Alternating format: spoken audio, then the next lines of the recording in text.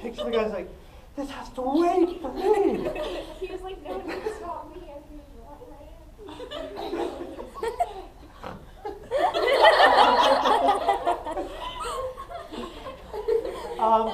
Or if this hasn't happened to you, it will someday. You're going to be on a bus all by yourself with all these empty seats, and where is somebody going to sit?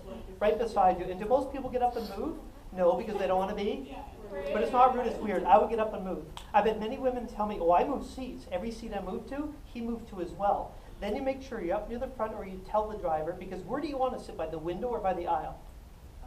Aisle. So somebody's going to sit with you there by the window so you can get up and move without them blocking you.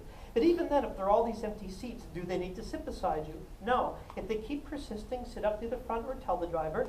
I know you might be tempted to tell them, you know, I did see some lovely seats over there in the psycho section. Guys are supposed to get the psycho section like, there's my section. Okay, sorry.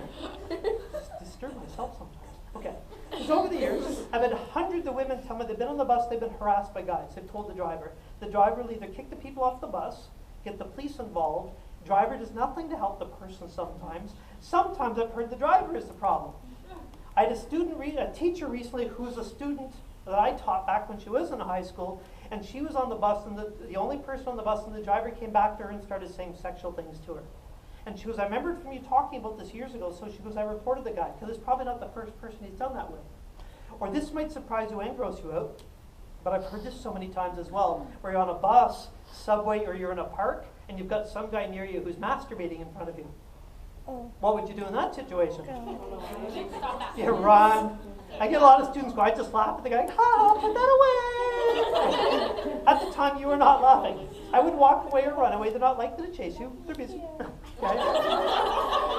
And it is disgusting, but again, tell the driver. I remember this one police officer told me she was on the bus packed with people. She's off duty, so nobody knew she was a police officer.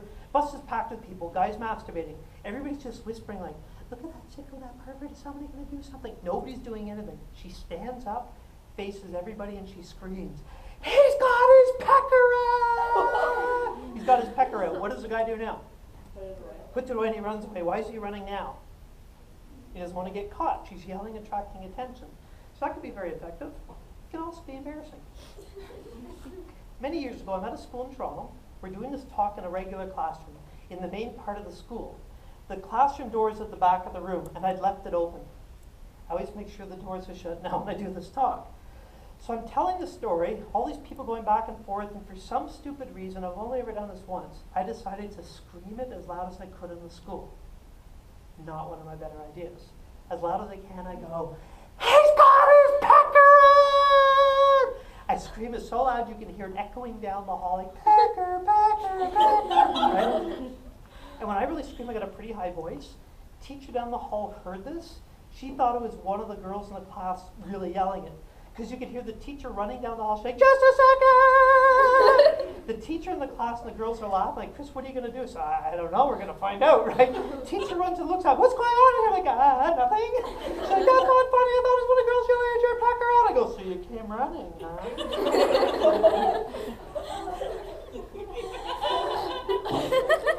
Almost got a detention. Chris, go to the office, but I'm 35 years of age. Okay.